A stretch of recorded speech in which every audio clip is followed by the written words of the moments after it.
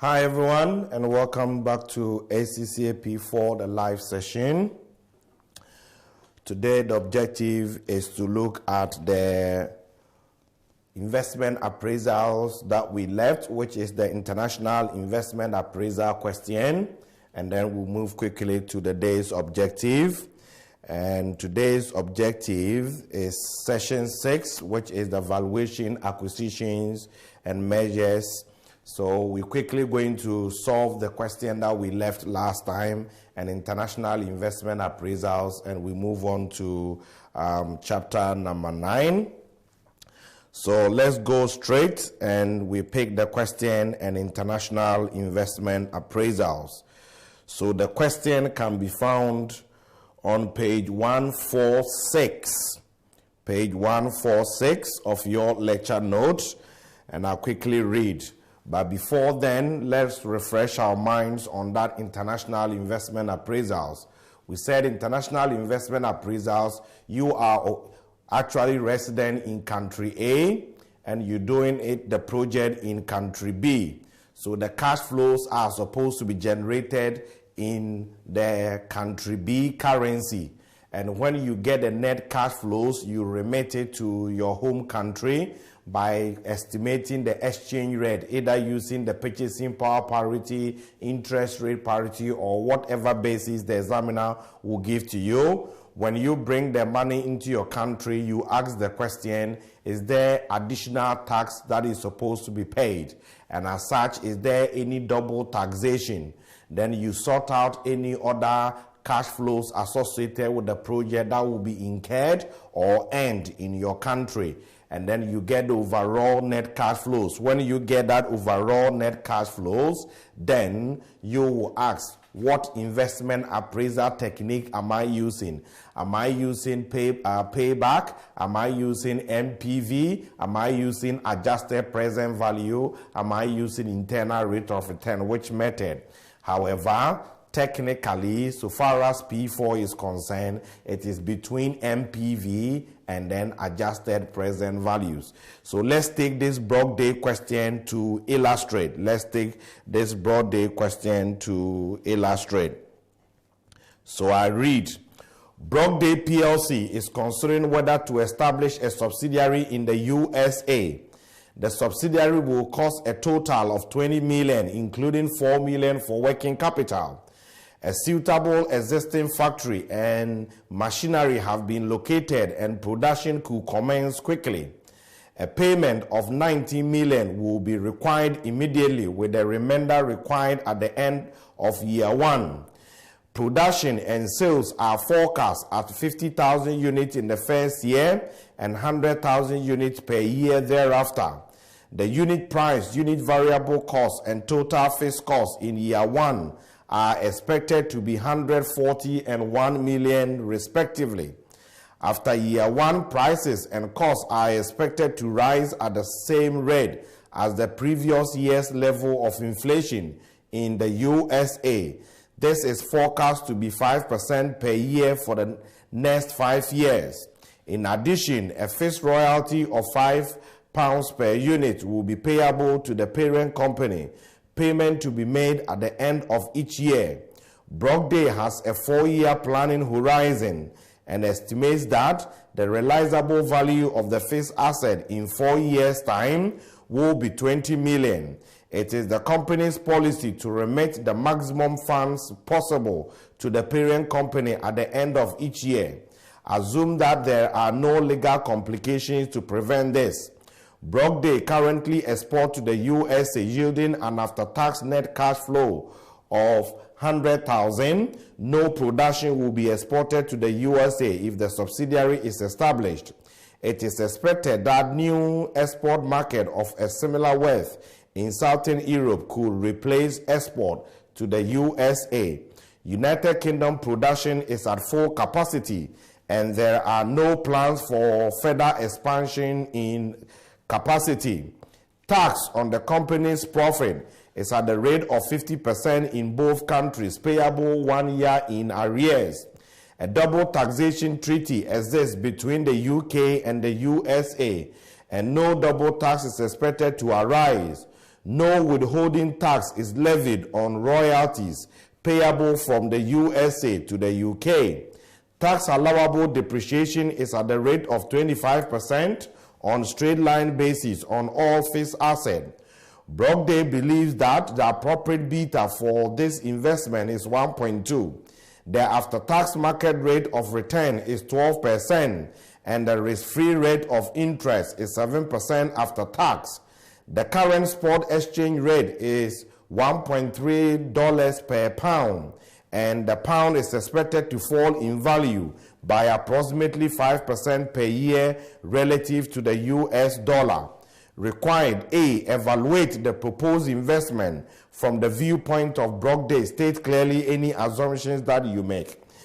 B. What further information and analysis might be useful in the evaluation of this project? The A didn't tell us specifically what investment appraiser technique we should use. So your thought should be, am I going to use MPV or am I going to use APV? Last week we said where there are issues called subsidized loans and all that, we need to think of using the APV. So where those characteristics are not in there, then we can use our normal MPV. So as long as nothing is said about issue cost, subsidized loans in the question, I can normally evaluate this project on financial grounds using the MPV. If I have to calculate the NPV, I need those three variables, and those three variables will be the number of years, the relevant cash flows, and the appropriate discount factor. Therefore, how many years is this project supposed to go? Question says Brogdale has a 4-year planning horizon, so the project will last for 4 years. So I go and pick 4 years. Okay. So I will say years. Year 0, 1, 2, 3, 4. I leave space in case something should go somewhere. Brogdale is purported to be living in the UK and they're going to do the project in US. So this becomes an international investment appraisal. As long as the project will be done in US, I would have to generate the cash flows first in the dollars. So I will say dollar in thousands. As long as the project will be done in the USA, you need to first generate the cash flows in terms of the dollar. So now, my first thing I will need to do is for my sales. What will be my sales? I leave space. I have to go and do workings on the sales and come. So workings 1 is going to be on sales. And as such, I will say year 1, year 2, year 3, year 4. I know sales is selling price multiplied by inflation. Question is telling me that what is the selling price adjusted by inflation and multiplied by unit. The question is telling me 50,000 units in the first year and 100,000 units thereafter. However, selling price is $100 and is subject to inflation of 5%. So to do the calculation, I will say selling price in terms of year 1 is 100, subject to inflation of 5%. So 1.05 times 100 will give you the 105 times 1.05, which is 110.25, and then next is 115.76. What will be the unit? Unit, they said first year is 50, then 100, 100, 100. So how much will be my sales figures? I need to multiply this by that, which is 5,000 here, 10512, and this is 11025, and this is 11576. So these are my sales figures. I will need to go and multiply, show it in the main calculations. So I go up here, and then I will say sales. Year 1 is 5,000. Year 2 is 10,500. Okay. And then the next one is 11025. And then 11576. I have to do the same thing for variable cost. You go down quickly to do the calculations for variable costs. So it follows the same principle as you did in your domestic investment appraisals. It's like you are generating the cash flows first in the U.S., domestic investment appraisals in U.S. What is the variable cost per unit? Question said year one is 40 and is subject to inflation of 5%. So I'll have 42 here times 1.05 again is 44.1 and then 46.31. What then are the units? Unit here is 50, 100, 100 and then 100. And what will be your figures? This is 2,000. 4,200, 44, 4410, and then this is 4631. So these are the variable costs.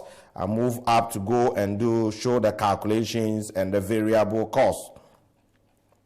So first one is going to be 2,000. The second one was is 4,200. Third one 4410 and then 4631. Then I asked, there is a fixed cost, and because we are doing the project in a country for the first time, that fixed cost automatically becomes incremental fixed cost to us, which makes it relevant. And question says the fixed cost is 1 million in year one, and that fixed cost too is subject to inflation of 5%. So this is 1050. Okay. 1103. And then 1158.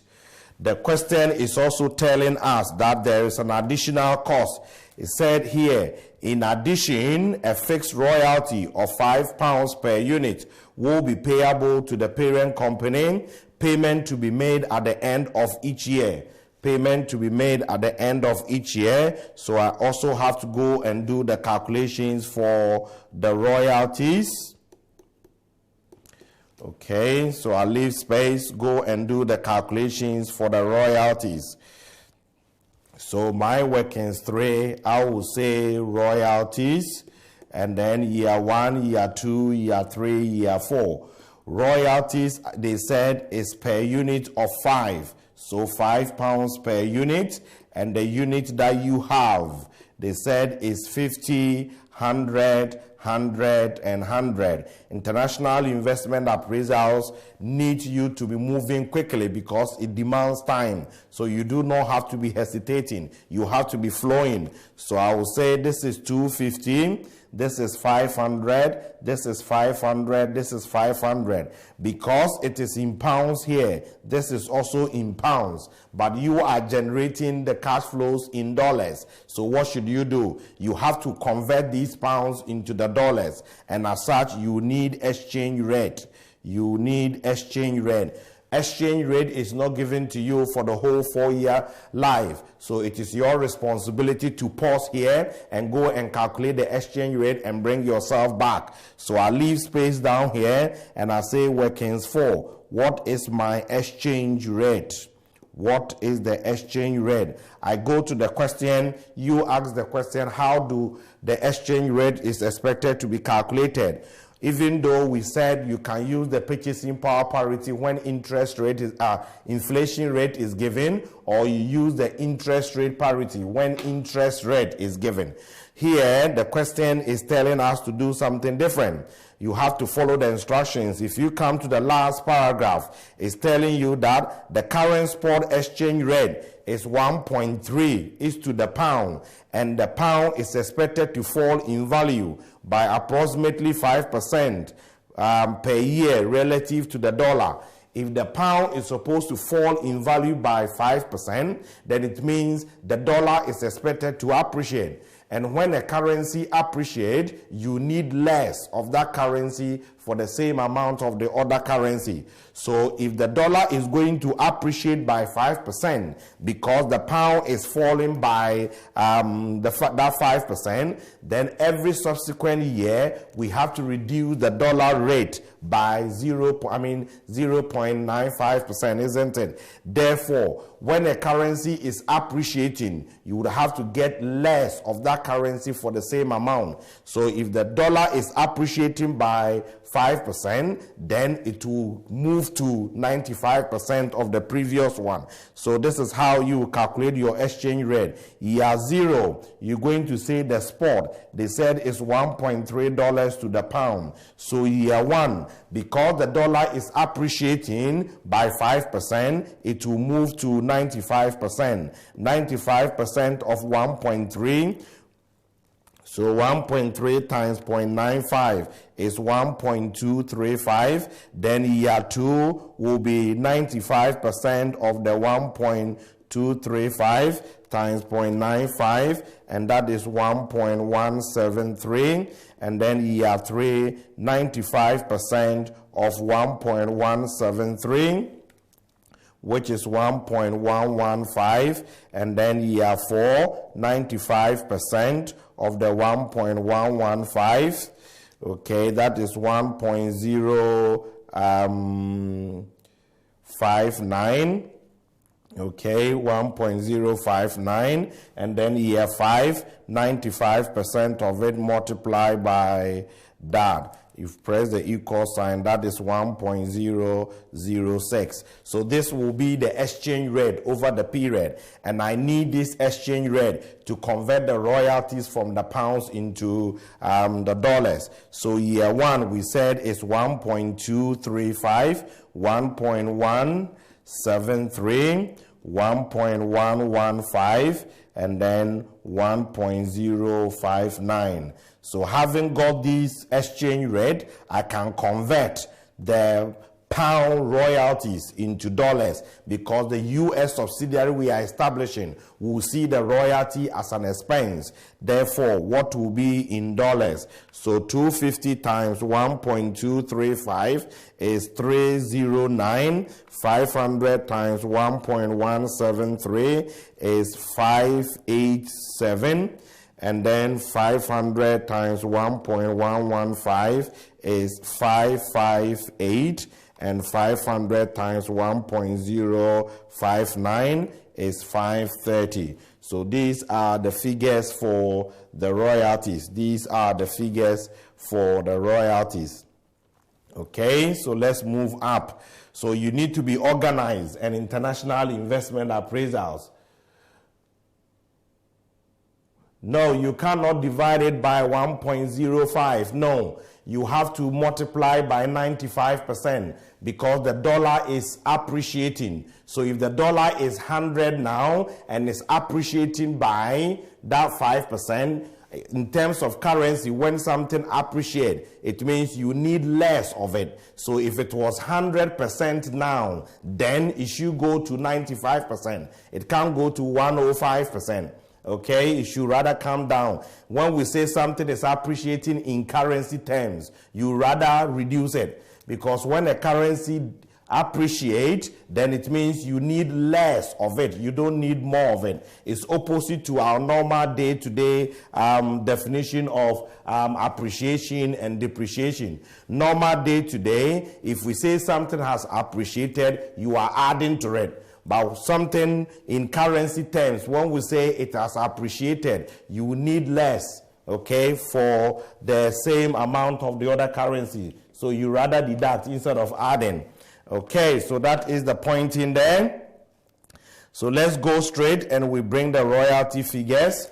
So we're going to have the 309, and then the next one is 587, 558, and then 558 and 530. So these are the figures that we got there. These are the figures. Next, once I have got the cost, I have to sum up all of that.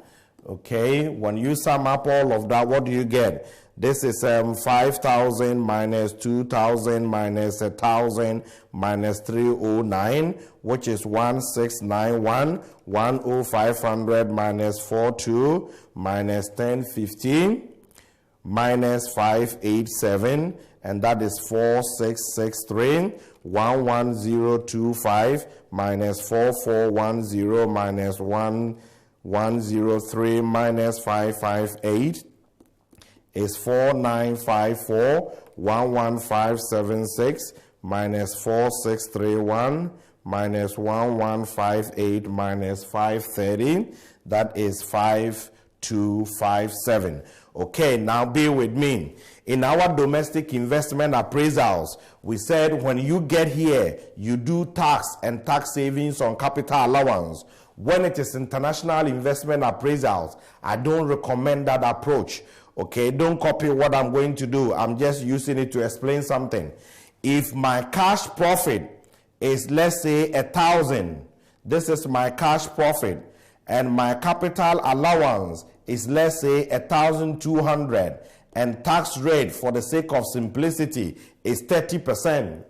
If you were doing your local or domestic investment appraisals, we said apply the tax on the cash profit. So I will say, oh, there's tax of 300, but because there's capital allowance of 1,002, it will save me 1,200 multiplied by the 30%, which is 360. And as such, you will say you are deducting tax of 300 and you are saving what? Actually 360. So in effect, the tax you are saving is 60. Okay, but as we all know from F6, we do not pay tax on cash profit.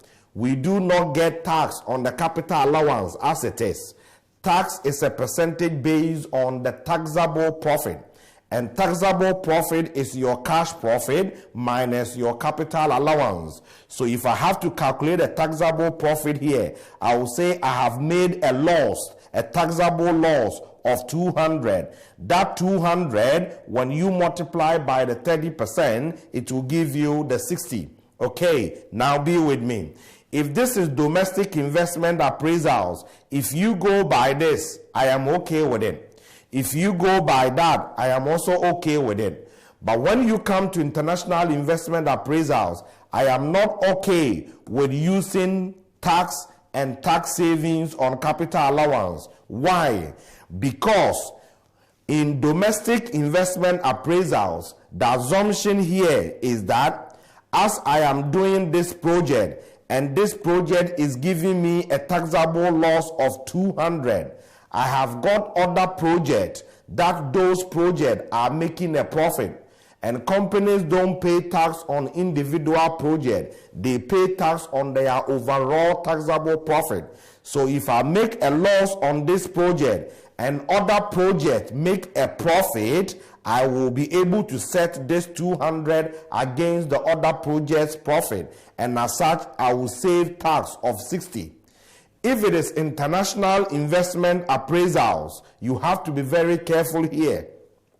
Because if I am going to that country for the first time to do this new project, I haven't got any project there. So when I make this taxable loss of 200, the taxman in that country is not going to pay me 60 pounds or 60 of the currency for me making a loss. We don't pay you tax or money for you making a loss.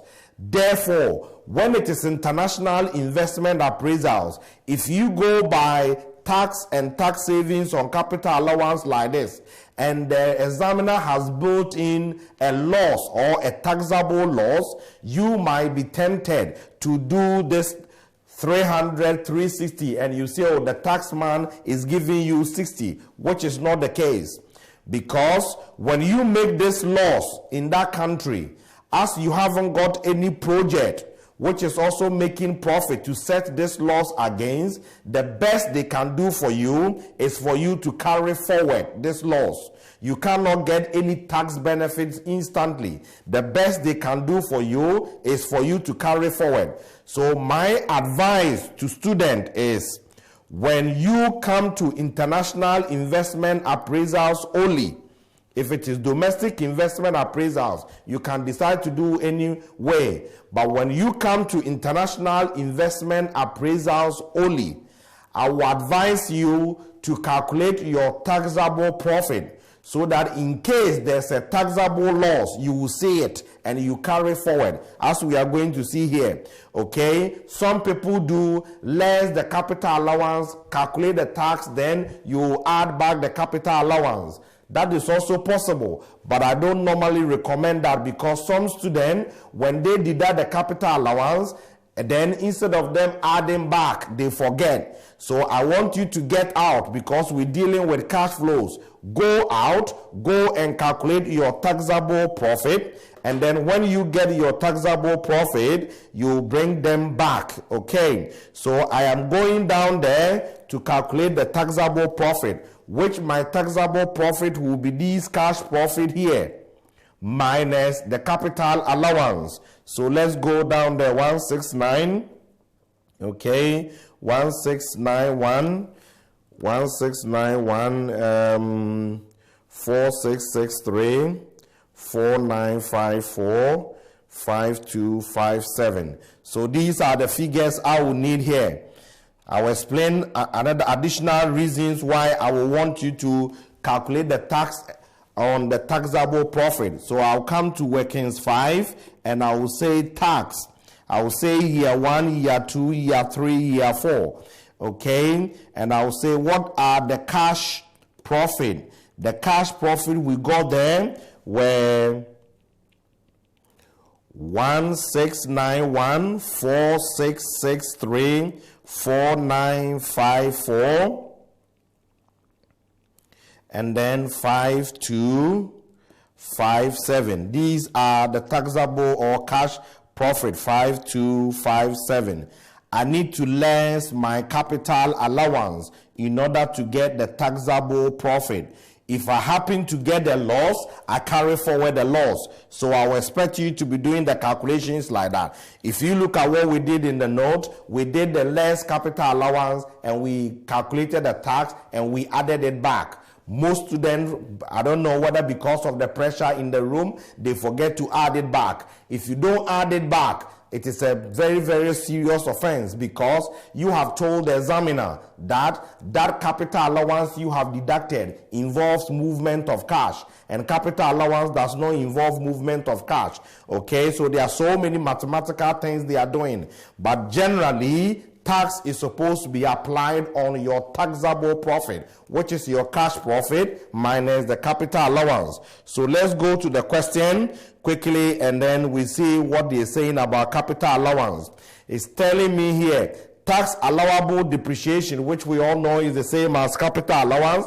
It's at the rate of 25% on straight line basis on all fixed asset. What is the fixed asset? If you come up here, it's telling us that the subsidiary will cost a total of 20 million, including 4 million for working capital. And we all know that capital employed is total asset minus current liabilities. And total asset is current asset plus the non-current asset. So if I deduct current liabilities from the current asset, it gives me working capital. So capital employed is the same as non-current asset plus working capital. So if the total capital we are employing is 20 million, of which 4 million is working capital, then the 16 million should be non-current asset. And we all know you cannot apply capital allowances on working capital. Nobody gives you capital allowances on working capital. We apply it on non-current asset. Therefore, out of this 20 million, 16 million relates to the non-current asset, and that is what is subject to the 25% every year. And it is a straight line. Once it's a straight line, the percentage is supposed to be based on the cost of it, and that cost is what we said is 16,000 or 16 million. So I'm going to say my capital allowance will be 16,000, 3 zeros up. So 25% of that, which is 4,000 every year, which is 4,000 every year.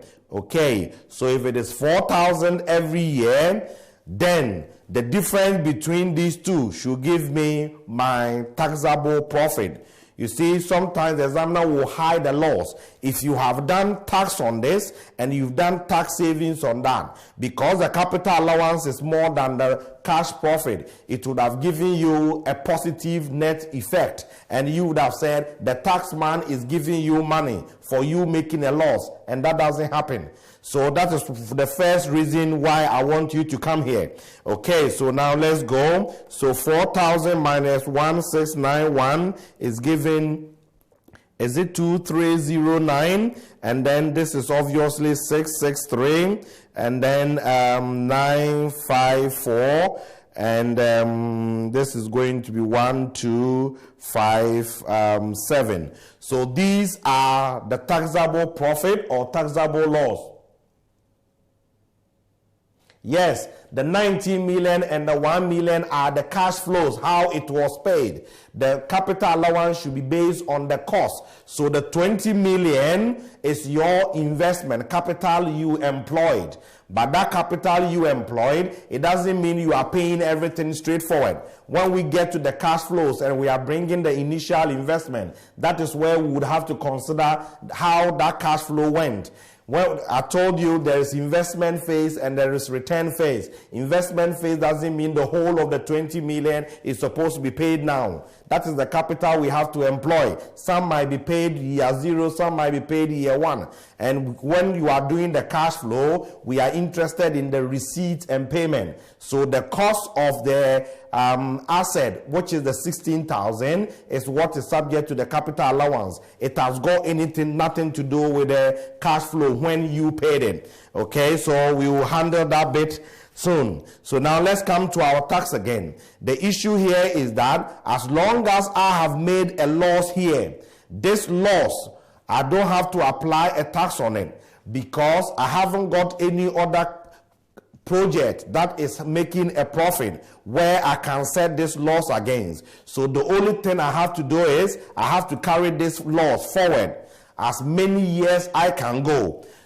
What I can say here is that if the question doesn't say anything, carry on as you can go. But if the question tells you maybe in that country you cannot carry forward, then here you won't pay any tax, 0. And then the tax will be based on that. So when you go to the room, follow the instruction how far you can carry those laws. If the examiner don't say anything, then your assumption is that you will carry it forward until the whole loss is exhausted. So what will be the tax I'm supposed to pay? The project is in US, so if I've made this profit in US, I have to pay the US tax rate. Question told me the tax rate is 50%, so I have to pay 50%. So this 50%, year 1, I am paying nothing. I am also saving nothing because I haven't got any other profit to set this loss against. I'm going to carry this 2309 forward. Okay, so I have got 2309. Next year, I made a cash profit of 663. I'm setting it off against the 2309. So that from 663, that gives me a loss again. So here too, I'm not paying anything. It is left with 1646, and then year 3, I have made this profit. I'm setting off against the loss. So minus 954. That still is a loss. It means this year I still have to pay nothing. Then when I get to year 4, I made a profit of this. But there is a loss of 692 to be recouped. So when I take it from 1257, it is left with my 565. And this 565 is what I am supposed to pay tax on because I have carried forward the loss. And tax rate is 50%. So 50% of that should give me 283. And that is the tax. You quickly go up there. The moment you come here, you just tell yourself that I have sought out the tax and the tax savings on capital allowance. So simple, I say tax and I ask, when is tax paid? This is where the cash flow issue come in because here we are dealing with cash flows. Therefore, when will the tax be paid?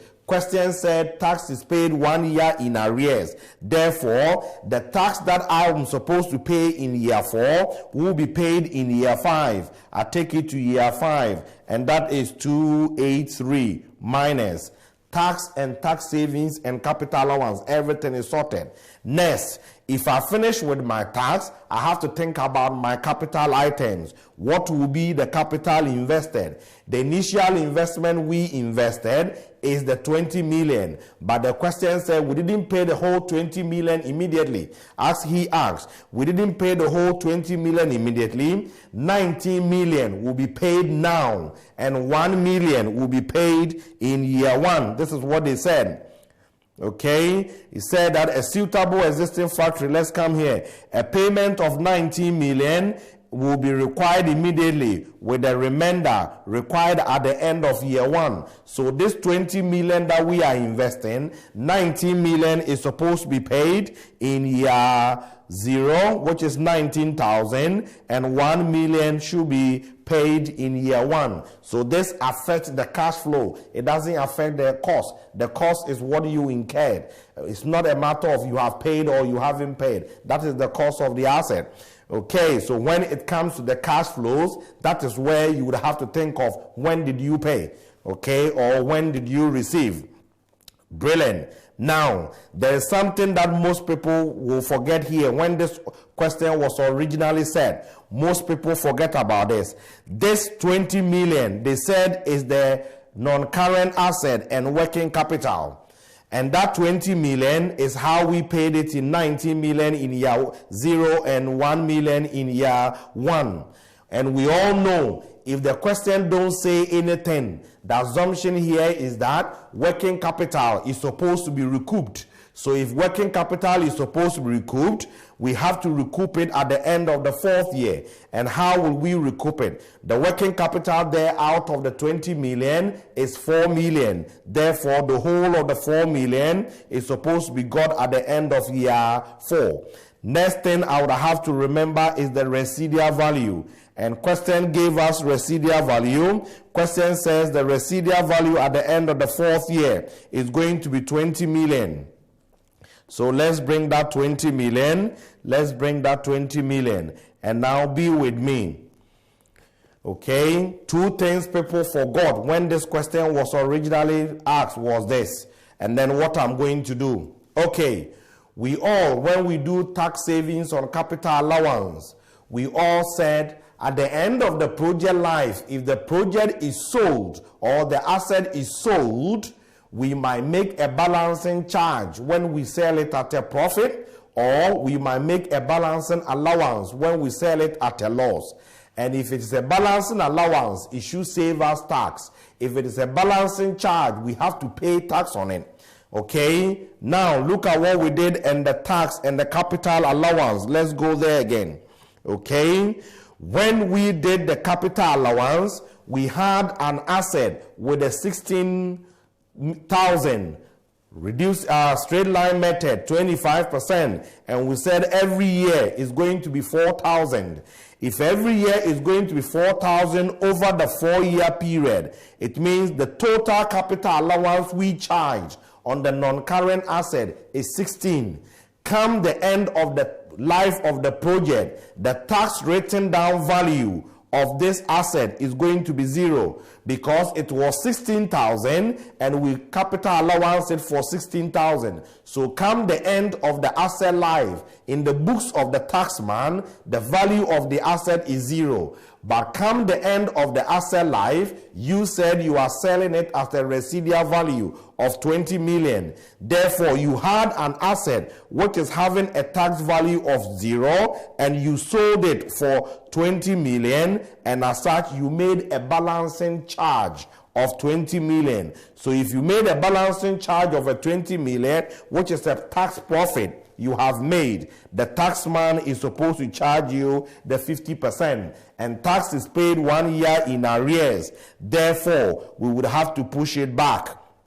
Okay, so the 10,000 I am going to bring is not taxed on the residual value. is the tax on the balancing ward charge, but because the residual value happens to be the same as the balancing charge, so this is tax on the balancing charge, which is the profit on the sale of the asset. Okay, and as such, it should go to the next, which is the 10,000. These are your cash flows. Working capital is sorted. So it's like you are doing domestic investment appraisals in the US. This is what we've done. If it's a domestic investment appraisal, we will get this net cash flow and we continue. So sum them up. I get 19,000 here. I will get 69146634954. And this is 100283 minus, and I'm going to get 5257 plus 24,000 is given 29257. So this is the net cash flows in the USA. But as we said, our shareholders are not in USA. Our shareholders are in the UK. So these monies are supposed to be remitted back to the UK. So if you have to remit it, technically, they call this remittable cash flows. Remittable. You are remitting the cash flows to the shareholders. So if I have to remit it into UK, I would have to convert these dollars into pounds. So I will need my exchange rate.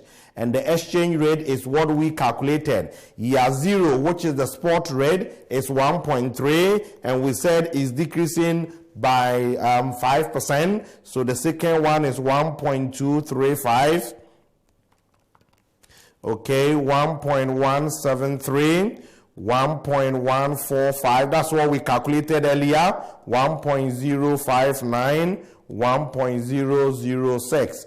Then I will have to come and get my pounds. If you convert this, now your currency sign should change. Your currency sign should change into your home currency. And our home currency is the pound. So what will be the remitted? This one we call it the remitted cash flow, because now we have brought it into our country. In the exam room, you haven't got time to write all this. Just bring the figures. So 19,000 divided by 1.3 is given 14615. Okay, 691 divided by 1.25 is 560. 4663 divided by 1.173 is 3975. 4954 divided by 1.145 is 4327. 29257 divided by 1.059 is 27627. 10283 by 1.006 is 10222 minus. So these will be the cash flows brought into UK. If you bring it to UK taxman will say any money brought into my country is subject to tax. Okay, so you need to ask, is there any additional tax I would have to pay in UK? And as such, is there any double taxation agreement between the two countries? And let's listen to what the question said. Question said here, tax on the company's profit is at the rate of 50% in both countries, payable 1 year in arrears. There is double taxation agreement between the UK and the US. Okay, if there is double taxation agreement, you have to pay the highest percentage, as we saw last week. But here they said 50%, 50%. Therefore, there wouldn't be any additional tax to be paid in UK. But for the purpose of learning, I'm creating a scenario. Okay, assuming, I'm bringing you back here, the tax, assuming that UK percentage was 60%. If UK percentage was 60%, then there should be an additional tax of 10%. There should be an additional tax of 10% because we've paid 50% in the US. So when we come to UK, we have to pay additional 10%. Now be with me. The additional 10% should not be based on the remitted cash flows all what you need to remember is we do not pay tax on cash flows. We pay tax on taxable profit. So US, we paid 50% on these taxable profit. Okay, so the extra 10% should also be based on this that taxable profit. And this is the second reason why, if it is international investment appraisals, I don't want you to go and do tax and tax savings on capital allowance. If this extra 10% occurs, if you have done tax and tax savings on capital allowances, you also have to do the 10% on tax and tax savings on capital allowance, which will be picking your time up. So if I get a taxable profit, I apply the host country's tax rate, which is 30%. Then if there is extra to be paid in my own country, like I've created this 60%, creating the 10% extra, okay, what I'm doing is not part of the question, just for knowledge. Then I will say there should be an additional tax. And that additional tax in the UK should be the 10%. The 10% should be based on the taxable profit. And the taxable profit, we said we are carrying the loss forward. So here would have been 0, 0, 0. When you come to the fourth year, we said when you carry forward the loss, it is giving you a net cash profit, a net profit of 565 after you've actually carried forward the loss. And that is what we apply the 50% on together. We should have applied 60%. So UK taxman will say, you should have paid me 60%, but because you've paid this 50%, you have to pay me extra of that 10%. So 10% of this will give me 57. But remember, because this is in dollars, this is also in dollars. So what should we do? We need it in pounds. So you would have to bring the exchange rate. And then when you bring those exchange rates for the respective years, it should give you the tax figures. And then that is what you take into your calculation. So in case they go beyond, this is what you will do. Okay, but this question is telling us 50-50. And once it's 50-50, we don't need to pay any extra. So that is the end of it. Okay, so you move on. International investment appraisal will push you, so you need to be quick. So I will say there is no additional tax to be paid in UK because there is double taxation agreement. All of that has been paid. The residual value the tax on it has already been paid because we paid 50% on this 20 million, which gave us that. Therefore, you don't pay any tax on it.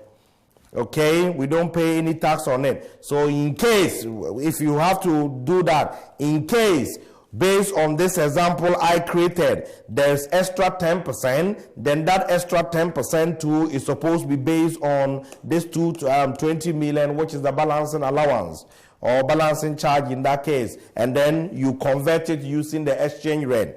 Okay. So anything that you apply the 50% on, you would have to apply the extra 10% on. And because it will be in that other currency, you would have to exchange it using the exchange rate and bring it into your currency. So that 20 million will actually be taxed at that extra 10%. But obviously, given this question, because it's 50%, we don't need that. Brilliant. Okay, so let's go on. Now, what else? The moment I get this remitted cash flows, I ask the question, is there any double taxation agreement? And as such, is there any extra tax? And I sort that one out. My next level is there any other cash flows associated with this project that will happen in the UK?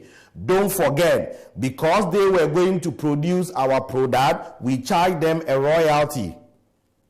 And that royalties, they will see it as an expense. We have to see it as what? Income. And the royalties, when we did the calculation, we were charging them £5 per unit. And we said the royalties in pounds is this. Whom are they paying to? They are paying to the head office. Therefore, in the subsidiary, it's an expense. At the head office, it is what? Income. Therefore, we would have to go and bring that income. We would have to bring that income. Okay, so I will say royalties. The royalties were 250, 500, 500, and 500. That royalties, the question is it subject to UK tax? The answer is yes, because the royalty, we didn't pay tax on the royalties in the US. It rather saved us tax because it was an expense. So when you bring the royalty to UK taxman, even though there's double taxation agreement between UK and US, the UK taxman is going to tell you, but you haven't paid any tax on that 250, 500. Therefore, I haven't got any relief to be given to you. So you would have to pay tax on it. So what will be the tax on the royalties? The tax on the royalties. This is the UK rate. And here the UK rate is 50%. So assuming the UK rate was 60%, you would have applied on that. And UK tax is also paid 1 year in arrears. So this is 125, this is 215.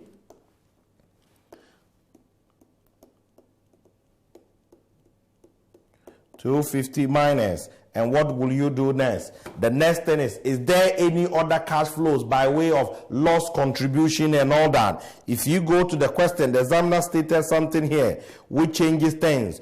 Brockdale currently export to the USA yielding an after-tax net cash flow of 100,000. No production will be exported to the USA if the subsidiary is established. It is expected that the net export market of a similar worth in the southern Europe could replace export to the USA. Okay, currently we are producing goods in the UK, selling it in the US. That is giving us 100,000. If we establish the subsidiary in US, we're not going to get that 100,000 because we can't export to that place. We will lose that 100,000, which sounds like an opportunity cost, which would have been relevant. However, the question further stated that new export market of a similar worth in Southern Europe could replace export to the US. So if we do the project in US, we are going to lose that 100,000, but that 100,000 will now be got from the Eastern Europe. Therefore, there is no opportunity cost. If this bid wasn't there, then we would have said, oh, we would have lost this 100, and that 100 will be an opportunity cost. But because we have got the alternative to bring that particular or get that particular money, whether I do the project in US or I don't do it, that 100,000 will continue to be made, and therefore it is not an opportunity cost. Leave it out. And that is all about your international investment appraisals. Okay, the only thing I would have to tell you here is that you have to move because it demands what? Time.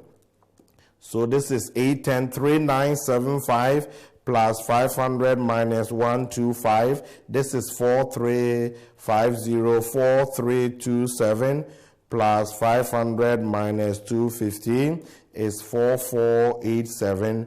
27627 plus 500 minus 250. This is 27877.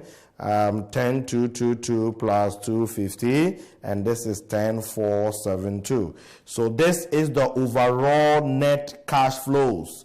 This is the overall net cash flows. When you get this overall net cash flow, you ask, are you supposed to calculate MPV? If it's MPV, discounted with the project specific cost of capital. If it is APV, discounted using cost of equity and gear, and go and do the finance effect. If it is internal rate of return, I choose my own two red, sort them out. If it is modified internal rate of return, I reinvest these cash flows at the cost of capital. So you pick it from there. Because we are using MPV, I need the project specific cost of capital. I go to the question, how do you want me to calculate it? If the examiner wants to be funny here, then he will push you. You have to go and do proxy, angear, re-gear, CAPM, and WACC, if you remember. But here, we simplify the question here because we know we have already taught you this. So they say Brockdale believes that the appropriate beta for this investment is 1.2.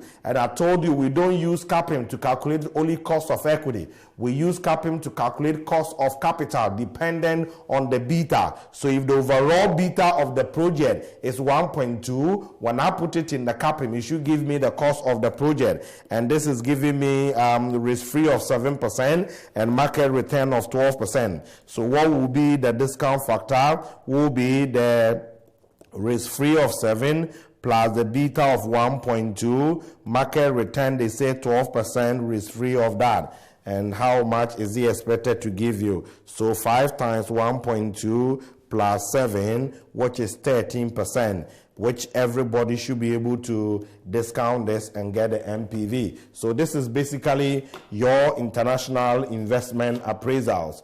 This is basically your international investment appraisals. Okay, so generate the cash flows first in the country in which the project is supposed to be undertaken in their currency. When you get it, remit it by estimating the exchange rate. When you bring it into your country, ask, is there any additional tax I'm supposed to pay? And as such, is there any double taxation agreement between the two countries? When you finish, is there any other cash flows associated with the project that will be earned in my particular country? When you sort all of them out, you come and get the net cash flows. When you get the net cash flows, which method are you using? APV, discounted using cost of equity and gain. MPV, discounted using the project specific word, cost of capital. And then you follow your normal procedure. Every question and international investment appraisal, the examiner will want you to discuss about other factors. And as we saw, other factors might include political risk, exchange rate risk. It can have physical risk in terms of tax and all that. You discuss all of them. But whilst you are discussing, you can bring issues of sensitivity analysis. If the MPV that we did here is positive, we will say, oh yes, because the project is having a positive MPV, we should go ahead. Are we 100% sure of the accuracy of the figures that we use? It might not necessarily be so, because we're going to sit down, we say, oh, the project will be 5 years, and as such, these are the selling prices, variable cost, fixed cost units. For example, here we said variable cost, fixed cost, selling price, all of them are increasing by 5% inflation. How is it possible? Okay, selling price is 100, variable cost is 40. How easy can we come out with that? So the question is, we have to incorporate risk by asking ourselves how much these variables should change for the MPV to be equal to what? 0. Yes, there are so many questions in your revision kit in relating to international investment appraisals. If you go there, you can see biting, you can see as a part C's. There are so many of them. Okay, there are so many international investment appraisal questions in there. Okay, I think even the December 2013. December 2013, question number 1 was international investment appraisals. Okay, for international investment appraisal, there are so many. The only problem here is the speed. Principle-wise, it's not too difficult. Principle-wise, it's not too difficult, but the speed, because it's like we are doing 2 domestic investment appraisals. Okay, so look at those other factors. Look at all those other factors. What I tell students here is, you don't go to the room that you're going to get everything perfect. And international investment appraisals, time might not allow you to do that. Time might not allow you to do that. Okay, so if you go to your note, there is another question at the back of this question, which is, I think, page 150, Polycalc. You can try your hand on. You can try, but that Polycalc is APV, International Investment Appraiser, APV, and any question you will let me know. Okay, so practice them. It's the normal investment appraisals. The only difference is how you generate the cash flows, generating the cash flows there, and then coming to generate the cash flows in your country. The moment you get to your net cash flow, it's normal techniques that you can use. Okay, so have a look at that. And the good news is that every time questions had come in international investment appraisals, P4 pass rate is good because students normally do well. Okay, now let's go to chapter number 9, which is valuations, acquisitions, and measures. You can't go to P4 without measures and acquisitions. No way. You can't go there because one of the questions definitely will relate to mergers and acquisitions. And what will be the areas you would have to learn and mergers and acquisitions? Mergers and acquisition questions relates to what I'm going to explain. So make sure before you go to the room, you know all of them across board. The first challenge in mergers and acquisition is if A want to buy B, how much should it pay? What will be the purchase consideration? What will be the purchase consideration? And that purchase consideration will call for we to value the company, which is the valuation of business.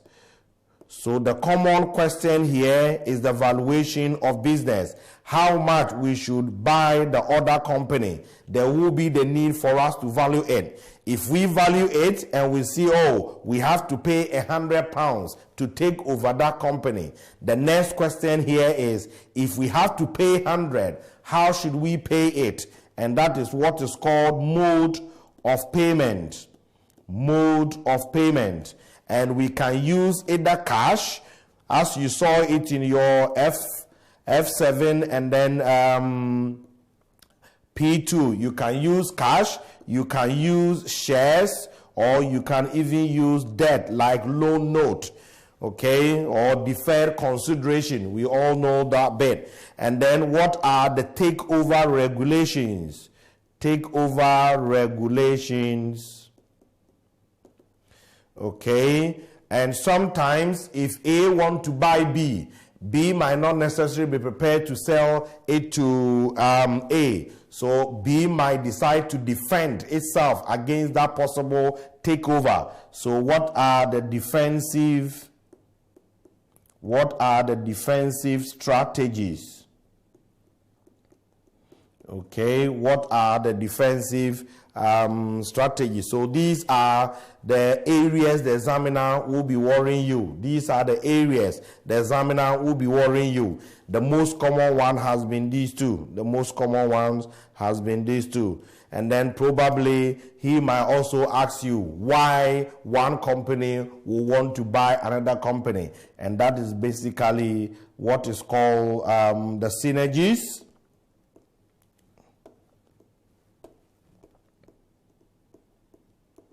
What is called the synergies. What are the benefits associated with the acquisition? So all these are reading. All these are reading. Okay, the most one is the valuation. So let's quickly go to our note. So if you look at the way the note is prepared, the mode of payment, takeover, regulations, defensive tactics, and the synergies are the chapter number 10, and the business valuation is the chapter number 9. So let's quickly go through them. Why do we have to value a company if the company has got a market price? Why do we have to value a company if the company has got a market price? F9 told us that through efficient market hypothesis, there is no stock exchange in the world which is having a strong form. The best market in the world is semi-strong. And in semi-strong market, that market doesn't know insider information. And as a result of that, share prices could be overvalued or undervalued. So in that case, if the share price of company B I am going to buy is 6, should I pay 6? By paying 6, it could be that this is overvalued or undervalued because there might be something hiding in that company the market doesn't know. So based on the information available to the public, it has determined the demand and supply to price it at 6. Maybe there's something bad in that company we don't know. So if that something comes out, the price would have been somewhere 4. In that case, we would have said this market price is overvalued. How will we know? Nobody will be able to know that. So if you are going to buy that company, you would have to sit down and try to come out with a theoretical value, or they will call it the intrinsic value. So we are going to calculate the intrinsic value, and when we value theoretically and the market price is something like 8, then we will say, oh, that company is undervalued, so we can afford to pay what, 6. If they don't want to sell to us at 6 because their theoretical value is 8, we can induce them by giving them a premium, and the maximum premium we can pay is equal to 2 because we can't pay more than what, 8. Okay, so this is what we are going to do. So we can use the valuation in order to determine the terms and conditions for takeovers and mergers. We can also use the valuation to calculate the value of the share when the company is going to the stock exchange for the first time. We can do it for the purpose of advising, sell more of the shares or buy more of the shares. Your portfolio manager will tell you, okay, current share price of your company is 6. When I did my valuation, if their theoretical value is supposed to be 8, it means their share price is undervalued. Buy more of that shares because reasonably it might go to 8, and then later you can sell it and you make a profit of 2. So we can do all of that. But so far as our P4 is concerned, we are not interested in any of them. We are interested in the valuation for the purpose of the takeovers. Okay, so let's go to the methods of valuing a company shares. Okay, we can use the dividend valuation model. We can use the discounted cash flow model. The discounted cash flow model is the same as the free cash flows, free cash flow method. And this is what has actually led us, we being behind time, because this is what took all the time. And the chapter number 2, if you can remember, we put it there because we know it's challenging, because this is where we should have done it. But because we know it's a bit challenging, we did it earlier so that you can practice and practice and practice. And almost all the P4 questions, the valuation is centered on free cash flow methodology. We can also use the PE ratio, net asset, and dividend yield. To be honest with you, nobody cares a P4 dividend yield method, the net asset basis. Even dividend valuation is not very popular. The popular one is the discounted cash flows and the PE ratio method, and PE ratio is straightforward. Okay, so now let's take them one. We quickly go through them. According to the dividend valuation model, the value of the company is the present value of the future dividend, discounted using the cost of equity. And dividend can be constant, dividend can be growing, or dividend can be anything. I need the present value of the future dividend using my cost of equity as the discount factor. So whatever we did and the free cash flow, that same principle is what we need for the dividend valuation. The only difference here is that the dividend valuation uses dividend as the cash flows, and then the free cash flow uses what? The free cash flows as the cash flows. Okay, and free cash flow might use WACC, and dividend valuation will use the cost of equity. So the principle is the same, formulas are the same. Am I going to perpetuity? If it's going to perpetuity, is it constant or is it growing? Whatever the cash flows will be given to you, you are just finding the present value. So let's go straight here. The market expects a rate of return of 20% per annum on ordinary shares in Winterbend PLC, a company which is expected to pay constant annual dividend of 20p per share. At what price will the market value the shares? Because dividend is constant at 20p and the cost of equity is that, I have got a constant perpetuity. Constant perpetuity says the constant cash flow divided by cost of capital, and that is this. Don't even dream about this, okay? Then Seaman PLC. Seaman PLC is expected to pay a dividend of 30p per share next year. The market expects dividend to grow at a rate of 5% per annum and has a required return of 20%. What will be the market price? We said D0, 1 plus growth rate divided by cost of equity minus G, multiplied by discount factor of the base year.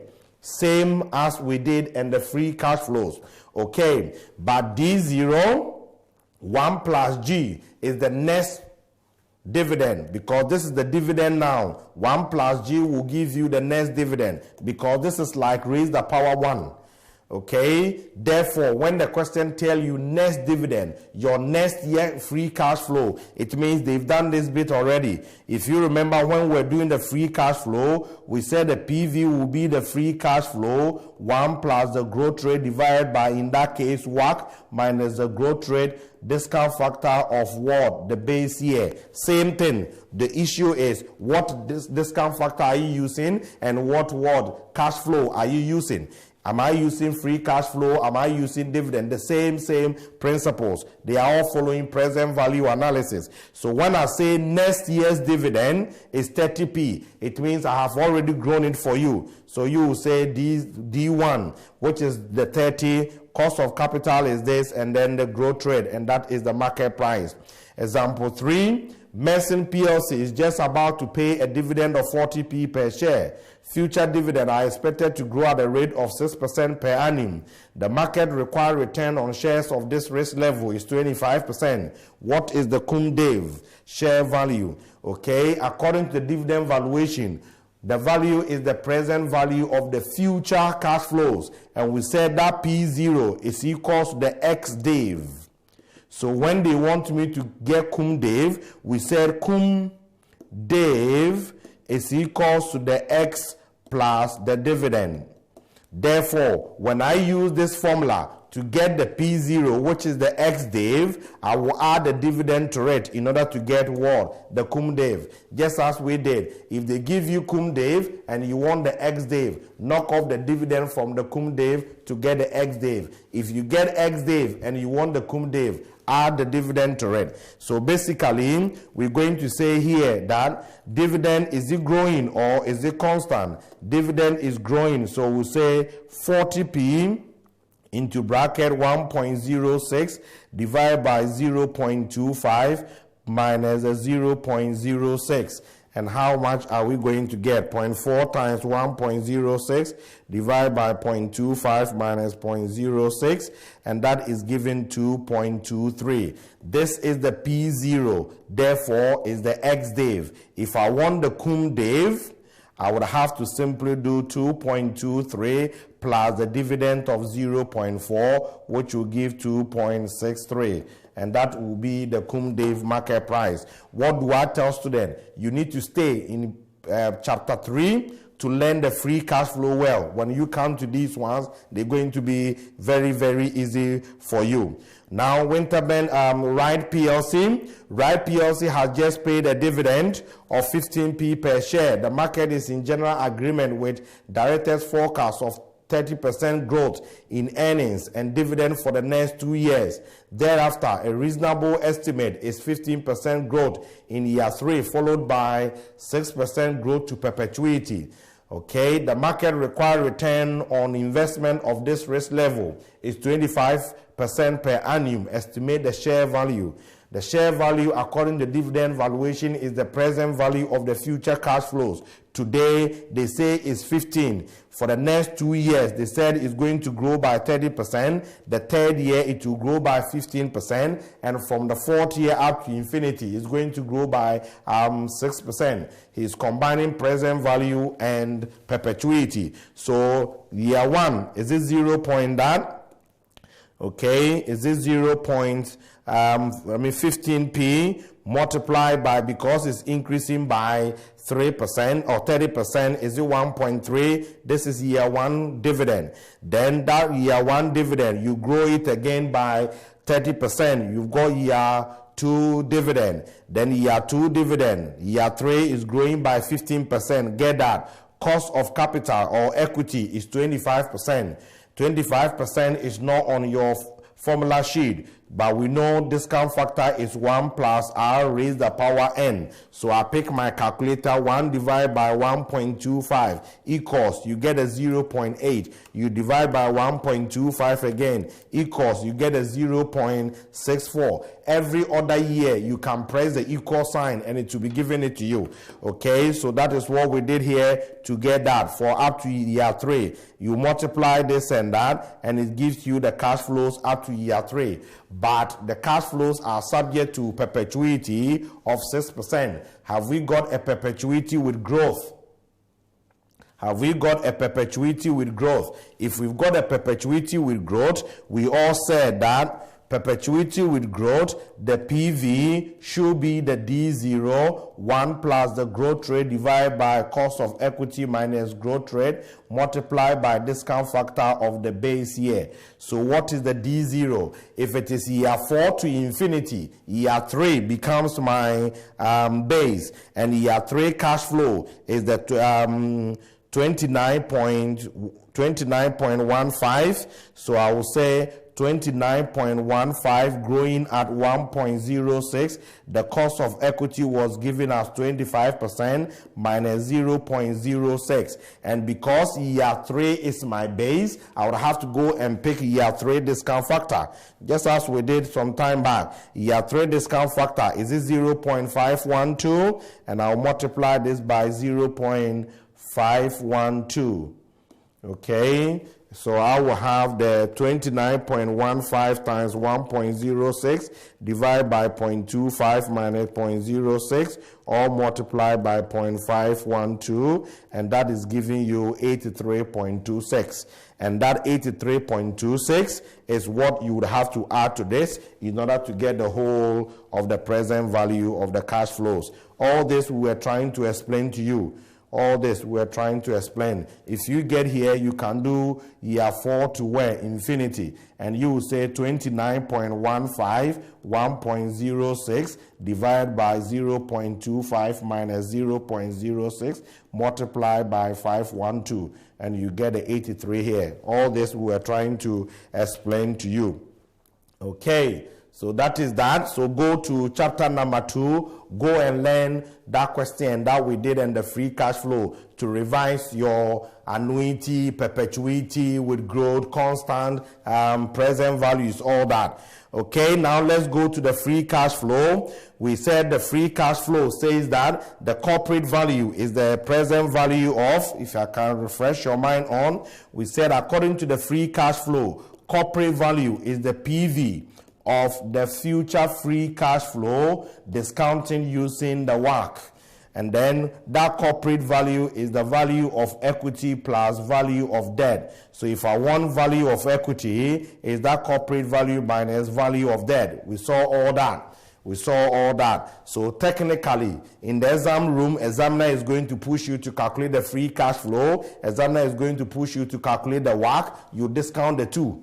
Because now we know how to calculate WACC, we know how to calculate free cash flow. Discount the two, come and get the corporate value. Take the value of the debt out of it in order to get the value of what? Equity. If the examiner don't give you the value of debt, last week we learned, or this week we're going to learn how to value what? Debt. You value the debt. So this is how you would have to picture it. You need to get the framework. Anything the examiner doesn't give to you, it's your job to calculate it and bring it up. So if I need the value of equity and they've given me information on free cash flow, I calculate the free cash flow. If they've given me information on WACC, I use that information to calculate WACC. I discount the two. I've got my corporate value. To get the value of equity, I need the value of debt. Where is the value of debt? If the value of debt is given to me, I pick it. If the value of debt is not given to me, maybe the examiner is hiding. He's expecting me to calculate it. I'll ask the question, okay, if you haven't given it to me, how do you want me to calculate it? I calculate it, knock it from the corporate value, then your equity value is out. That sort of mechanism is what most of you are lacking. Examiner is not going to tell you, do this, do this, do this, then do that. He will be standing here and straightforward, he will tell you, do that. It is your job to do the stop before you lead yourself to that particular level. So let's go to the note. We pick this one. Nobody is going to give you this, no way. Because here, we were just refreshing your mind. We've done it better somewhere for you. Okay, so I normally tell students, don't bother yourself learning this bit. The time you used to do this, go there to chapter number 2 to see how we did the free cash flows. The predicted free cash flows of Miller Limited, an all-equity company for its planning horizon, which for simplicity is taken to be the next 5 years, are done. these are the free cash flows. The cost of capital is this. What will be the market value? Nobody will do this for you. So you get the cash flows, you discount it at the cost of capital, you've got the corporate value, full stop. Nobody should even dream about this. Okay, don't even dream about this because of what you've seen in chapter number 2. We just refreshing your mind in here. Okay, let's take this one too. The following data relating to Morrison Limited is expected to continue annually for the foreseeable future. Turnover, cost of goods sold, distribution costs, capital allowances, non-current asset, irredeemable bonds, working capital changes are assumed to be insignificant because of the absence of growth. Corporation tax rate, weighted average cost of capital, predicted inflation. Calculate the estimated equity market capitalization of this company. Okay, calculate the equity capitalization of this company. If I have to use the free cash flows, I know my free cash flow is operating profit, less tax, add non-cash items like depreciation or capital allowance, then less changes in working capital and less capital expenditure. This is what we did there. As I keep telling you, we are just refreshing your mind in here.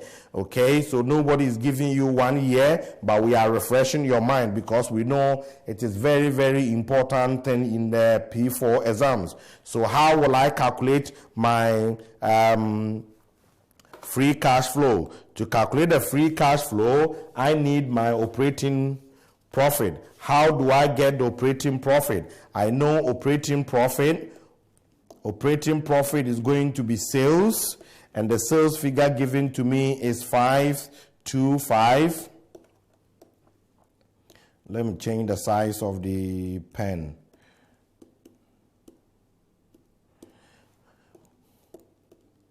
Is 525, and then my cost of sale is 315, and then my distribution cost is 36. I'm representing capital allowance as depreciation. The capital allowance is giving us 46.6, and this will give me my operating profit. What will be the operating profit? Okay, 525 minus 315 minus 36 minus 46.6, that is giving 127.4. I will say less tax. The tax rate given in the question is 30%. So that times 0.3 is giving 38.22 minus, and I have to add my non-cash items, which in this case is the capital allowance. Is the capital allowance of the 46.6. You are calculating net cash flows. Remember, free cash flows are the same as the net cash flows. So somebody could have done tax and tax savings on capital allowance, and then it will bring you to the same net cash flow. When I do this, I ask, is there changes in working capital? Question said no. Is there any fixed capital I need? If you come to the question here, it said non-current asset purchase. This is what we need, 72. Take that 72. That is what is called the capital expenditure, and that is 72.00. The changes in working capital, they said, is not happening, so this one should give me my free cash flow. So 127.4 minus 38.22 plus 46.6 minus 72, and that is 63.78. When I get this 63.78, I need the present value. This is happening in year 0. So I asked, are you growing? They gave me inflation of 3%. So what will be the PV year 1 to infinity? I have the free cash flow now, 1 plus the growth rate divided by the WACC, minus the growth rate multiplied by discount factor of the base year. Because this cash flow is year 0, this is 1, so I don't have to bother myself with it. So the cash flow is 63.78 into bracket 1 point the inflation rate divided by the WACC, which they said is 13.3% minus 0.03 times 1. And what will be the PV? So 63.78 multiply by 1.03 divided by 1.33 minus 0.03, and that is given 637.8. 637.8. So if it is 637, 1 minute. Okay, fine, 637.8. If it is 637.8, this will be my cash flows, PV of it, and that is the corporate value. If you look at your note, we change it from the nominal to real. It doesn't matter. If you remember what we did there, I don't normally want to change it from nominal to real and keep the cash flow constant. It's waste of time for me because I know the growth formula. If it is growing, this is what I will need. If I don't want to grow it, then I will keep it at FCs like that, and I will divide by what? The WACC, but the WACC should be real. Why will I have to change, go to the Fisher equation to come and do that, while this formula can give me the same thing? That will be just too long for me. Okay, so that is the argument in here. Getting the corporate value, I have to less what? The debt value. And what will be the debt value? If I take the debt value, it gives me the equity value. We've seen all these. We've seen all these. Question is telling me straightforward that the market value of the debt is 130, of which its book value is 21. So don't forget to divide by 100. So this one will be 130 multiplied by 21 divided by 100. So 1.3 times 21 is simply 27.3. And when I take it from 637.8, and it's giving me 610.5, and that is the figure. Okay, we all know that one, so we do not have to waste time on this again. Okay, so this is the discounted cash flow method. Once again, I will remind you, don't concentrate on this here, because we have simplified it here for you just to refresh your mind. Getting the time, go to chapter number 2. That is where we did the free cash flows properly. Okay, so now let's go to price earnings ratio. According to the price earnings ratio method, according to the PE ratio method, calculating market price is very straightforward. According to PE ratio is market price divided by earnings per share, or market value divided by your earnings. Okay, divided by your earnings. So giving me a PE ratio, giving me earnings per share, or giving me PE ratio, giving me earnings, I should be able to calculate market value or market price. So my market price should be equal to the earnings per share multiplied by a PE ratio. If the company is an unlisted company, you have to borrow the PE ratio from a similar company. There's this argument, when you pick the PE ratio, you would have to make adjustment to reflect risk and expectation in earnings. P4 is not expecting you to do that adjustment. So when you pick the PE ratio, just multiply by the earnings per share. What earnings per share? Normally, you would have to use the current earnings per share. So far as P4 questions are concerned, you are picking the PE ratio and you are multiplied by the earnings per share of the last balance sheet date. Okay, but if you go to your note, we were just bringing your mind on something. So the analysis that we are doing here is just to broaden your understanding. If you go to the exam room, you are picking a PE ratio and you are multiplied by the last earnings per share. So let's take this example to illustrate. Flycatcher Limited wishes to make a takeover bid for the shares of an unlisted company, Mayfly Limited. The earnings of Mayfly Limited over the past 5 years have been as follows. 2002 up till 2006. The average PE ratio of listed companies in the industry in which Mayfly Limited operates is 10. Listed companies which are similar in many respects to Mayfly Limited. Bumblebee PLC, which has a PE ratio of 15, but is a company with very good growth prospect. Wasp PLC, which has a poor profit record for several years and has a PE ratio of 7. What will be a suitable range? Here we were just bringing your mind. If I have to use the PE ratio, I need a PE ratio multiplied by earnings. What earnings? Is it the average earnings here? Is it the last earnings? Is it average? If it is average, from what to when? We're just doing analysis. But as I told you, if you go to the exam room, pick the last earnings. Examiner don't even give you any of these. He just gives you the last one. And which PE ratio should I use? Should I use the industry average, or should I use similar companies? Ideally, you have to use the industry average, which is more representative. Okay, so if you look at what we did here, we were just making analysis. Like earnings, how should we think of using? Like PE ratio, how should we think of using? We said average from average for the last 5 years, and then last 4 years. We're just doing analysis. Don't concentrate on this too much. You need the PE ratio and the earnings of the last year. That is what will be given anyway. When we came to the PE ratio, which one should we use? Is it the similar company? Is it the industry average? Whichever. So we try to do something in here, but all what I want you to remember is go to the room, pick a given PE ratio, and then pick the earnings per share of the last period, and then you will use it to calculate it. So we try to do this to calculate that. All what you need is you need a PE ratio and you need earnings. That is basically the PE ratio. This is F9 staff. This is F9 staff.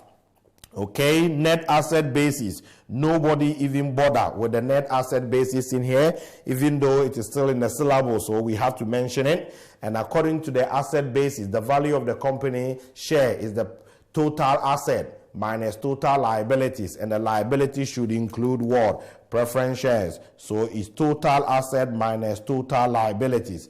If the balance sheet should balance total asset minus total liability, which is equal to share value, is the same as your ordinary share capital plus your reserves, which is equal to the equity capital. So instead of me doing total asset minus total liability, I can pick the ordinary shares capital and I will add the reserves to it. It should give me the same answer. The only problem here is that where there is goodwill, it's going to create confusion. Goodwill, some school of thought is saying that goodwill should be an identifiable asset, so we have to include it as part of the asset. Another school of thought is saying goodwill, even though you claim to be an identifiable asset, there are so many subjectivities in relation to the determination of the fair values of the asset in calculating the goodwill, so we ignore it. So my argument here is, if you go to the solutions, especially the old syllables, P4, you don't see asset base, it hasn't appeared. In the old syllables, in the old questions, because at that time, valuation wasn't in F9. When they move valuation also to F9, asset basis and all that went there. So they don't emphasize on them. What they emphasize is what you didn't see much on F9, which is the free cash flow. Okay, so goodwill, when you are solving those questions, you see the same question. One solution from a textbook is including the goodwill. That same question, another solution from another textbook is ignoring it. All of them are right because they are making different assumptions. So when you go to the room, it's your choice. Pick any one of them. Okay, let's take this question to illustrate. Fixed asset, land and buildings, plant and machinery, motor vehicles, goodwill, stock, debtors, short-term investment. Okay, capital and reserve, ordinary shares, 4.9 preference shares, 12% debentures, deferred taxation. Given a balance sheet, what is the value of an ordinary share using the net asset basis? I need total asset minus what? Total liabilities. This is the total asset of 440, and my liability should include preference shares. I've got non-current liability of 70 plus current liability of what? 100. This is giving me 170. There's preference shares of 50. So total liabilities is 220. 440 minus 220 is my total asset minus total liability, which is the share value of what? 220 minus the 440 minus the 220 will bring me to 220. Why will I use this long approach? Because we said share value is also the same as ordinary share capital plus reserves. When I sum up these two, do I get a 220? So asset basis, if you understand what you're doing, you can just look at the question, put your hand on your back, and you will get it. It's just ordinary share capital plus reserves. So I will get a 220. In case you want to exclude goodwill, then you have to take the 20,000 goodwill figure off, and when I take the 20, it will bring me to what? 200. And as I told you, it's just two schools of thought in there, so watch out. So here what they did is we went through the long approach anyway, but they decided to take off what? The effect of goodwill. They decided to take off the effect of goodwill. So that is basically the case. Nobody bother with asset basis. Dividend yield basis, another one. Who cares? This is still primary school F9 staff. Okay, according to the dividend yield is calculated as dividend per share divided by market price. So my market price should be equal to dividend per share divided by dividend yield. It's just a change of subject. Okay, simple. So now let's go to our note. We take this one to illustrate quickly. Okay, Taylor Limited, which has on issue 500,000 ordinary shares of 25p each, intends to pay a constant dividend of 360 net for the foreseeable future. Listed companies within the same industry sector as Taylor Limited currently provide a gross dividend yield of 5% per annum. The current rate of tax credit on gross dividend is 10%. That is 1/9 of the net dividend. Estimate a current share price for Taylor Limited. Okay, estimate the current share price for Taylor Limited. What would we do?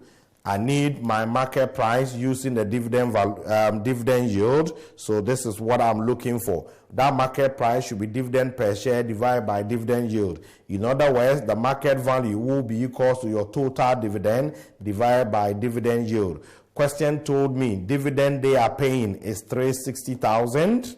I will divide by dividend yield. But watch out for something.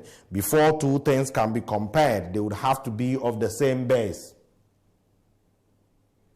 Yes, dividend net means they have deducted the tax effect, because dividend normally there's withholding tax of 10%. Okay, so they've taken 10% off the gross in order to give you what? The 360. So that is what I was about to say. Before two things can be compared, they would have to be of the same base. The dividend given to you is after the 10% tax, withholding tax, that is giving you the net. And they're telling you that the dividend yield you are going to give provided a gross dividend yield of 5%. I can't divide the 360 by the 5% because the 5% is what? Gross, and the dividend is net. I have to either do all of them gross or I have to do all of them net. Okay, I have to do all of them gross or I have to do all of them net. Okay, so if I've put 360 net here, then my dividend yield should also be net. And there is tax of 10%, so I will have 90% of the 5% will give me 4.5%. So this is 0.4045, and what will be the market price? So 360,000 divided by 0.045 is giving me 8 million, and that 8 million is my market value. Question wanted market price, and market price should be equal to the 8 million divided by number of shares. What is the number of shares? What is the number of shares? They said in the question that the number of shares, they were having 500,000 25p. So I need to divide the 500,000 by the 0.25. And that is 1/4. So that will give me 2 million. And that 2 million, if I divide this by 2 million, it will give me a market price of 4. Okay, you see me pushing you here a bit because these are primary school things. These are primary school things. Now, let's move on straight to valuation of debt. Let's move on to valuation of debt. Okay, let's move on to valuation of debt. When we did cost of capital, we said traded debt could be either irredeemable or redeemable. Okay, and we said the cost of a traded irredeemable debt, cost of the debt is interest into bracket 1 minus t divided by P0 multiplied by 100, and the P0 is the market price. So now giving me the cost of debt, giving me this, will I be able to get a P0? But the same argument goes. You have to compare like against like. If I want P0, if I say my P0 is equals to the interest 1 minus t divided by KD, it means this KD is net, because here I'm doing net interest. Okay, so you have to compare like against like. So if the KD given to me is gross, I would have to leave out the tax there. So that I would do gross against gross. Okay, but I would have to say normally the cost of debt will be calculated based on gross. Okay, so let's take this example. Current PLC has on issue 7% irredeemable loan stock. The gross return required by investors is 5% per annum. The corporate tax rate is 30%. Establish the current market value for this stock. What will be the market value? We all said interest is a percentage based on nominal value. If the nominal value of a traded debt is not given to you, you assume it to be equals to what? 100. So if interest rate is 7%, 7% of 100 should give me the 7. And I divide by the cost of the debt. Question told me the cost of the debt is gross. So if it is gross, I don't have to what? Net the interest, so that I'll keep everything gross. Okay, what will be the point of you going to do the 7? 1 minus t. And then the 5, 2, you come and do 1 minus t. They will cancel out. Leave them out. Okay, that is why value of the debt, we are going to calculate it normally on the basis of what? The gross. What will be the value of the redeemable loan stock? The value of anything is the present value of the future what? Cash flows. Being it irredeemable, it is going to infinity because we are not what? Paying back. And the present value of a constant interest up to infinity is a perpetuity. And the present value of a constant perpetuity, we said, is that cash flow divided by cost of capital. That's why we got a formula like that. So when it is redeemable, because it will be paid up to a particular point, then there's the need for us to find the present value up to that particular point. So the value of a redeemable debt is going to be the present value of the future cash flows. What will be the future cash flows? The interest you are expected to get over the period, and the redemption value at the end of the period, and the redemption value at the end of the period. And then you would discount using what? The cost of the debt. And the cost of a redeemable debt is the internal rate of return we calculated last week. And we also said that internal rate of return is the yield to maturity, redemption yield, return to maturity, whatever terminology the examiner will use. So let's take this Betty example to illustrate. Betty PLC has issued 1 million of 6% redeemable bonds. Interest payment will be made at the end of March, June, September, and December of each year until redemption occurs on 30th June 2010 at 120%. Bondholders require a gross redemption yield of 1% per quarter. Calculate the current market value of these bonds at 1st January 2007. Okay, now be with me. We said it's the present value of the future cash flows. If it's the present value of the future cash flows, when are we going to get the cash flows? Cash flows here are interest and redemption value. Interest is 6% per annum, but questions say we have to pay them in 4 times so far as March, June, September, and December is concerned. And the debt will be paid off at 120, 30th June. Now is 1st of what? January 2007. So how many quarters am I supposed to pay? Okay, now be with me. If you go to your lecture note and you pick the present value table, when you go to the present value table, you see the, normally we say years, and you see the percentages in here. It's not years, it is N. It's a period. We used to say, oh, years, years, years. It is not years, it's period. The period could be days. It could be years. It could be month. It could be quarterly. It could be half yearly. What is the determining factor? Is the discount factor you're going to use. That discount factor you are going to use, is it per annum? If it is per annum, then your period is years. If it is per quarter, then your period is quarter. So that is what we are using this one to illustrate. It's not only applicable when you are doing redeemable debt. It applies everywhere you are doing present value analysis. If I give you a discount factor, which is per month, it means I'm telling you your period is per month. Okay, so here they said 1% per quarter. So we are referring our period to be quarters. How many quarters will I pay interest? Because interest is going to be constant, I have got what? An annuity. Okay, I have got an annuity. So this is what I'll do. I'll do my period in terms of quarters. And how many quarters? Question is telling me I have to pay, now is 1st of what? January.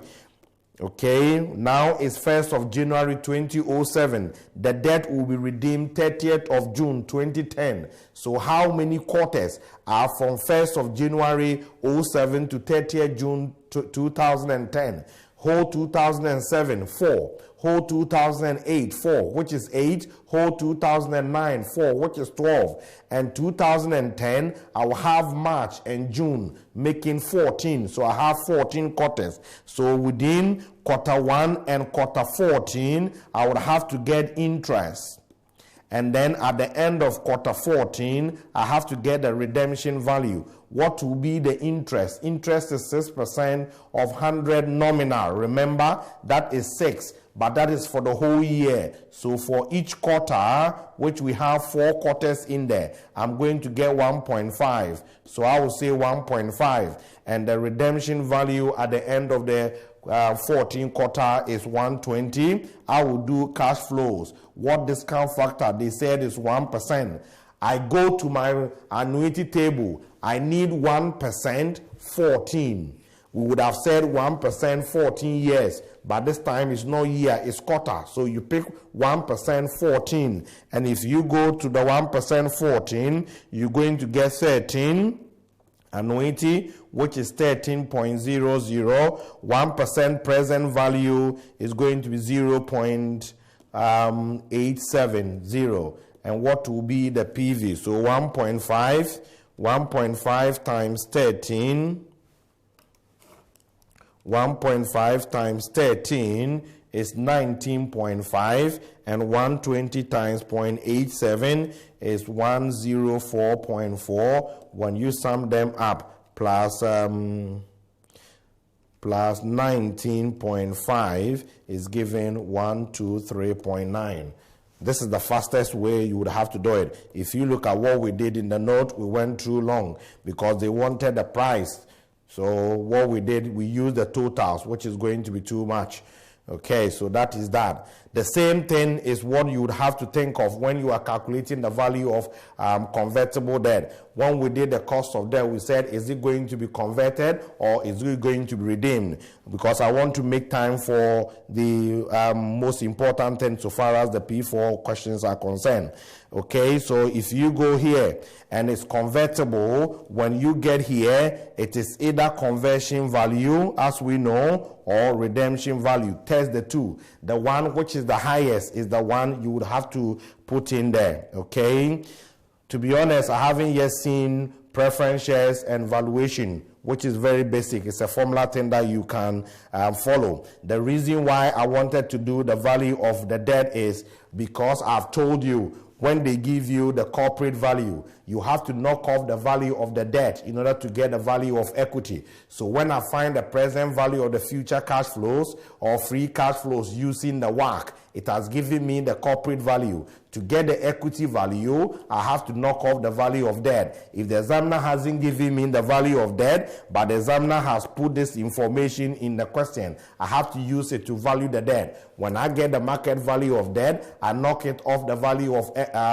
corporate value in order to come and get what? The value of equity. Okay, look at how we've done all these in different areas. That is the reason why you have to be practicing questions, because when they bring them together, how you do that interrelationship has always been the problem in P4. If they tell you, oh, this is what you have to do, this is what you have to do, you know that you've learned all of them, you know all of them. But when they put all of them in one question, if you haven't got the framework of doing them, if you haven't got a framework of doing them, you don't know what you have to be doing. That's why I try to bring you to that particular framework. Okay, now let's go to something which is more important to me. Okay, let's go to something which is very important to me, which you need me to explain. Okay, your syllabus want you to do 3 acquisitions. Your syllabus want you to do 3 types of acquisition. All of them, we know them already because we've done cost of capital. The problem is the WACC. If you remember, we all said the corporate value, now be with me, the corporate value is the PV of the free cash flows at the WACC. What WACC? We all said WACC should reflect business and then financial risk. WACC is a problem. So if you have to understand it, life is going to be very comfortable for you. If WACC is a problem, now this is the tuition phase. Tuition phase, we're not going to do a past question here. It's the revision phase that we will bring those past questions to do that. And what is in your notes? Some of the questions are past questions. So the tuition phase, we just solving the questions in the lecture note. Okay, yes, solving questions in the lecture note. Revision, I'll bring questions that you will bring all these things together. Brilliant. Okay, so my corporate value is the present value of the future free cash flows using the WACC. And my WACC should reflect the business and financial risk. And we all concluded that when business risk or financial risk or both are changing, then the WACC should also change. Okay, so how we would discount these free cash flow using the WACC will depend on whether our business and financial risk is going to stay the same or not. If the business and financial risk will stay the same, we all said our current WACC is appropriate. Therefore, we can use our current WACC to discount the free cash flows. What if business risk and financial risk will change? If they will change, our current WACC will not be appropriate to do this. So when we were doing the free cash flows in chapter 2, we didn't say anything about the WACC because at that point we haven't taught you the WACC. So bring them together. So when we go to our lecture note, we're going to see acquisition type 1. And acquisition type 1 is telling you that if A is going to buy B, the acquisition of B, bringing A and B together to form a new company called AB, the business risk and the financial risk is not going to change. So if the business risk and financial risk is not going to change, our current WACC is appropriate to discount the free cash flows. So this is what we've been doing. Okay, so WACC is an issue. To be honest, WACC is an issue. So the moment your business risk and your financial risk is not changing, my current WACC is appropriate. So if the examiner wants me to do the equity value or calculate the corporate value, and they have given me the free cash flows, and the question giving me indication that the two companies are in the same industry, upon acquisition, debt equity proportion is not going to change. It means business risk won't change, financial risk wouldn't change. What WACC will I need? I will need my current WACC. I go and calculate my current WACC. I discount, I move on with it. Full stop. Okay, so this is the normal one that we have done so far, which is not an issue. Okay, now acquisition type 2. Acquisition type 2. Acquisition type 2 is a situation where, as a result of buying the other company, your business risk will stay the same and your financial risk will change. Okay, so when we say acquisition type 2, your business risk is going to stay the same, but your financial risk is going to change. How should we evaluate this acquisition?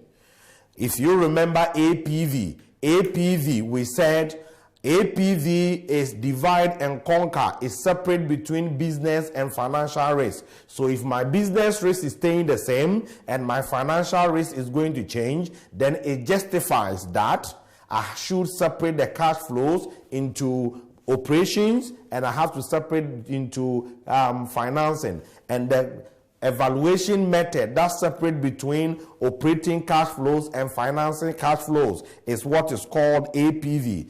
And we've done APV already. Okay, so all these, we know them already. So when the acquisition is acquisition type 2, where we are buying the other company in the same industry, but our debt equity proportion is going to change as a result of the acquisition, then we have to evaluate the acquisition on the basis of APV. To calculate APV, we need the base case MPV, and we have to do the finance effect. And we said the base case MPV, if you remember, is equals to your net cash flows discounted using cost of equity and geared. Okay, and when I finish, I have to sort the finance effect out. And the finance effect will be my tax savings on interest, my subsidies, and my issue costs. Anyone which is not there, I don't force myself to do it. So now let's take this simple question or this past question. Even if I say simple, I'm wrong. This past question to illustrate. The directors of Hinkar PLC are considering the acquisition of News Corp Limited, an unlisted company. The shareholders of News Corp Limited are willing to sell the business on 1st January 2009 for $500 million. From the perspective of the directors of Hinkar PLC, the projections of the performance of News Corp Limited are as follows. Current projections during planning horizon. So these are your current figures. Earnings before interest and tax, depreciation and amortization. Earnings before interest and tax. Interest charges, profit before tax. The assumed rate of corporation tax is 5% per annum. The terminal value of the investment is treated as a constant perpetuity equal to the free cash flows for the year 2014. If subsidy or issue costs are not given, should we still use APV? Yes.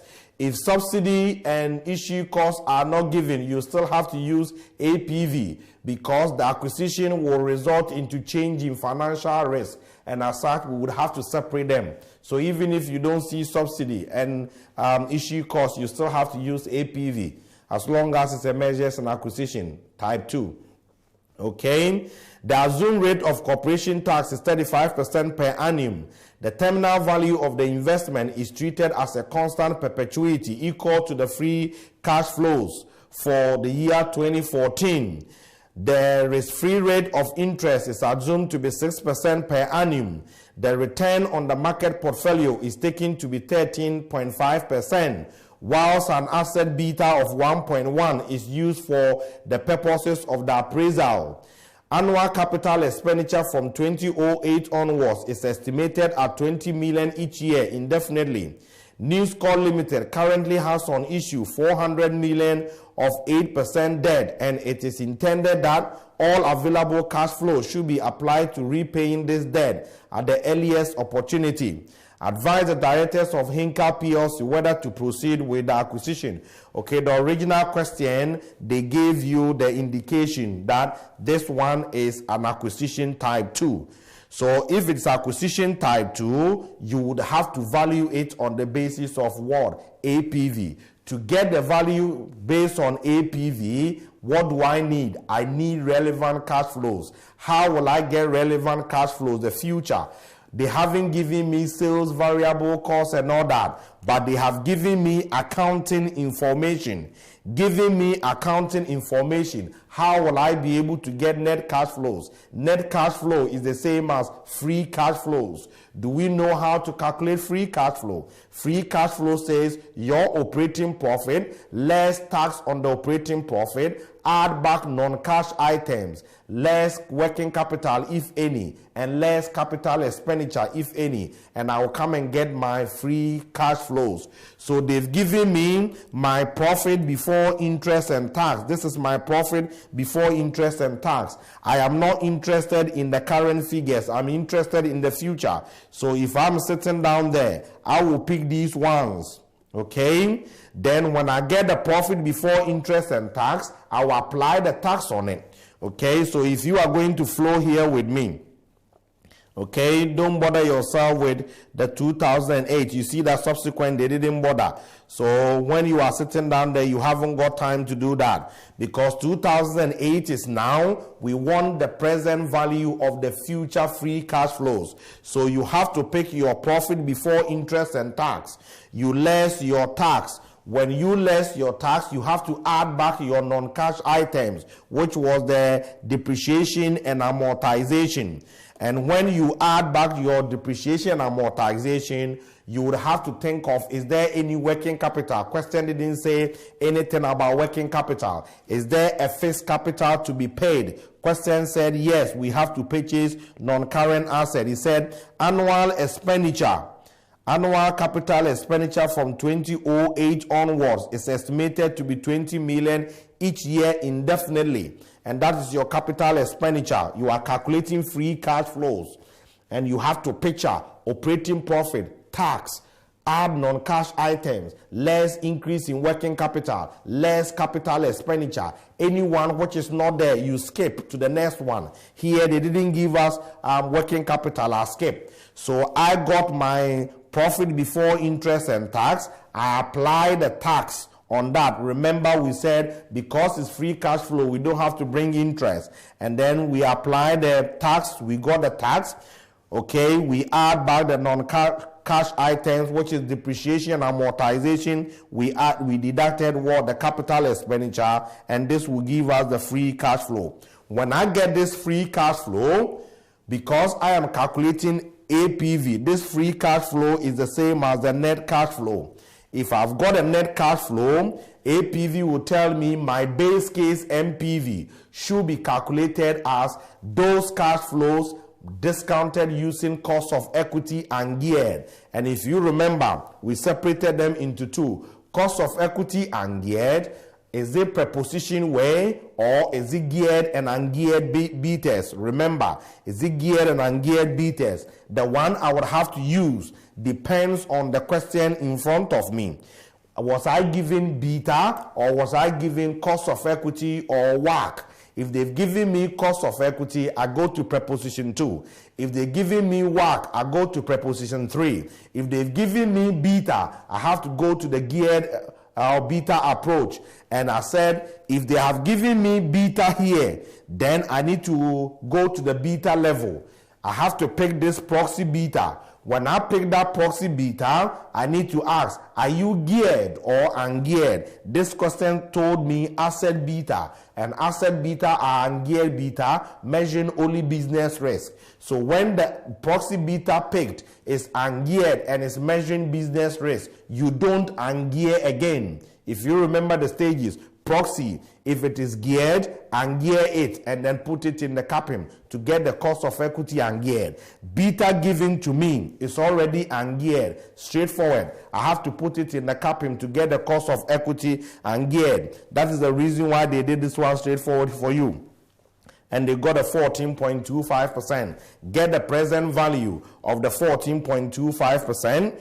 Okay, so they discounted it at 14.25% up to year that, because the question also told you your perpetuity is the constant figure from the 14. So they did from 2009 up to 2013. They discounted that up to 2013, and they got this net PV of that. And they are projecting from 2014 up to what? Infinity. and it's a constant cash flow. So this infinity or perpetuity is a constant cash flow. Here, we need the free cash flows, not the free cash flows to equity. We need the free cash flows, not the free cash flows to equity. We are calculating APV. It's the same principle. We are calculating APV, so you need the net cash flows. We are just separating financing from operations. Okay? So when you get the perpetuity, that perpetuity is a constant perpetuity. And we all know constant perpetuity is that constant cash flow divided by the cost of capital multiplied by the discount factor of the previous year or the base year. Because it's 2014 to infinity, we have to pick the discount factor of 2013, which is 0.514, and that is that. And when you sum up these two, it gives you the PV from year 1 up toward infinity. This is the place I'm going to deviate slightly, because I don't want you to deviate from your normal APV, because we all said your base case NPV, your base case NPV is the PV, okay, is the PV of the cash flows using cost of equity and geared. Okay, so when I find the PV or minus the initial investment, the PV of the cash flow at the cost of equity and geared is what we have got as the 977.78. So 977.78. I will less the initial investment. What is the initial investment? If you go to the question is telling you the other company want to sell to us for 500,000. So if they want to sell to us for 500,000, you are buying it at 500,000. That is like your initial investment. Measures and acquisition is an investment appraisal. So 500,000 becomes the initial investment. Take it out of it and you will get your base case NPV, which is going to be, is it 477.78. This is my base case NPV. When you get your base case NPV, then I will need PV of my finance effect cash flows, my finance effect cash flows. And the finance effect cash flows, what will be the finance effect in the question? There is no issue cost, there is no word subsidy, but the question gave us interest. Look at interest charges. These are the interest. And we need the present value of the tax savings on the interest. So any of the interest you are picking, you need to multiply by the tax rate to get the tax savings, and you have to discount it to get the present value, just as we did with the APV. Okay, now how am I going to discount it? APV couldn't tell us the discount factor you have to use to discount the cash flows associated with the finance effect. So APV assumes either you use the risk-free rate or you use the cost of debt. So look at what we did here. We picked each of them. Okay, this is the interest. We multiply by the tax rate to get the tax savings on the interest, and we discounted it at the cost of debt, which is 8%. 8% year 1. Year 2, we pick the interest, apply the tax on it to get the tax savings, discount it at 8% year 2.